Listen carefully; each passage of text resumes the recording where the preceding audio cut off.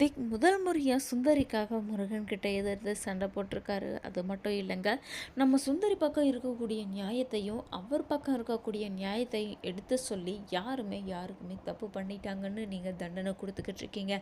ஆனால் எனக்குள்ளே இருக்கக்கூடிய வழியை என் பொண்டாட்டி இழந்துட்டேன், எனக்குன்னு இருந்த உறவை இழந்துட்டேன், என் குழந்தைய கூட நான் இழந்துட்டு இப்போ வரைக்குமே அவளுக்கு நான் தான் அப்பான்னு சொல்லாத அவள் கூட நான் இருந்துகிட்ருக்கேன். இவ போட்ட எல்லா கண்டிஷன்ஸுக்கும் நான் ஒத்துக்கிட்டு இருக்கேன். அப்படி இருந்தும் நான் தான் உங்களுக்கு துரோகம் பண்ணிட்ட மாதிரி தெரியுதுல்ல.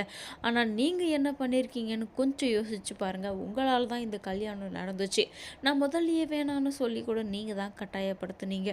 அதெல்லாம் நடந்ததுக்கப்புறமும் கூட அவள் கூட நான் சேர்ந்து வாழணும்னு ஒரு நாள் கூட நினச்சதில்லை. அப்படி இருக்கும்போது என்ன நீங்கள் இப்படி கேட்குறீங்களே, நீங்கள் என்ன பண்ணிட்டீங்க சுந்தரிக்காக?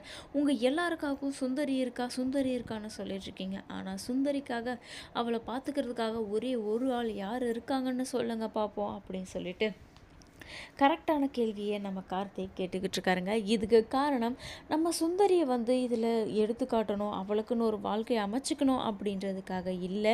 அந்த எண்ணத்தை எல்லாரோட மனசுக்குள்ளேயும் கொண்டு வரணும். அப்படி கொண்டு வந்துட்டு நான் திருந்திட்டேன், இதுக்கப்புறமும் எந்த தப்பும் செய்ய மாட்டேன், அனுதான் செத்து போயிட்டா, இதுக்கப்புறம் நீ கார்த்திக் கூடவே சந்தோஷமாக வாழ்ந்துடலாம்ல, தமிழை வச்சுக்கிட்டு நீயும் அவனும் ஒன்றா இருக்கலாம்ல அப்படின்ற எண்ணத்தை எல்லாரோட மனசுக்குள்ளேயும் கொண்டு வரணும். அதுக்கப்புறம் இவளை அணுவா சித்திரவதை பண்ணி நான் என்ன பண்ண போகிறேன்னு மட்டும் பாருங்கள் அப்படின்ற அளவுக்கு கார்த்திகோட மனசுக்குள்ளே ஏகப்பட்ட எண்ணங்கள் ஓடிக்கிட்டு இருக்கு. ஆனால் இதெல்லாம் கண்டிப்பாக ஒரு நாள் பொய்யாக போகுது. நம்ம சுந்தரியோட மனசுக்குள்ளே இருக்கிறது வெற்றிவேல் மட்டும்தாங்க. கார்த்திக் கூட ஒரு நாள் கூட வாழணும் அப்படின்ற எண்ணம் நம்ம சுந்தரிக்கு வந்ததே கிடையாது. கல்யாணம் ஆன புதுசில் வேணும்னா இந்த மாதிரி போயிட்டாங்களே, நம்ம அழகா இல்லையோ, நம்ம கருப்பாக இருக்கிறதுனால தான் இப்படி பண்ணிட்டாங்களோ அப்படின்ற எண்ணமெல்லாம் சுந்தரியோட மனசுக்குள்ளே இருந்துச்சு. ஆனால் இதுக்கப்புறம் அந்த எல்லாம் தவிடுபடியாக்கிட்டு இனிமே வெற்றி கூட சேர்ந்து சந்தோஷமாக வாழ்கிற வாழ்க்கையை பற்றி நினச்சி பார்ப்பாங்க அப்படின்னு சொல்லி தான் எல்லாரும் நினச்சிக்கிட்டு இருக்கோம். ஆனால் அதுக்குள்ளே கார்த்திக் வீட்டில் இருக்கிற எல்லாரோட மனசையும் மாற்றிட்டு நான் முழுசாக திருந்திட்டேன் அப்படின்ற எண்ணத்தை எல்லாரோட மனசுக்குள்ளேயும் கொண்டு வரணும். அதை மட்டும் நான் கொண்டு வந்துட்டேன்னா நான் நினச்சதை சாதிச்சிருவேன் அப்படின்னு கார்த்திக் நினச்சிக்கிட்டு இருக்காரு. ஆனால் ஒரு நாளும் அது நடக்காதுங்க.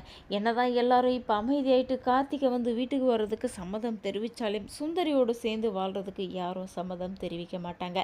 ஆனால் இதில் செல்வி இருந்துக்கிட்டு சுந்தரியோட வாழ்ந்துதாகணும் அப்படின்னு சொல்கிற கட்டாயத்துக்கு நம்ம கார்த்திகையும் சுந்தரியையும் ஒரு கட்டத்துக்கு இழுத்துட்டு தான் விட போகிறாங்க. உங்கள் 2 பேருமே தமிழ் வேணும் அப்படின்னா நீங்கள் 2 பேரும் ஒன்று சேர்ந்து வாழணுன்ற கட்டாயத்துக்கு கொண்டு வர போகிறாங்க. வீடியோ பிடிச்சிருந்தா லைக் பண்ணுங்கள், சேனலை சப்ஸ்கிரைப் பண்ணுங்கள்.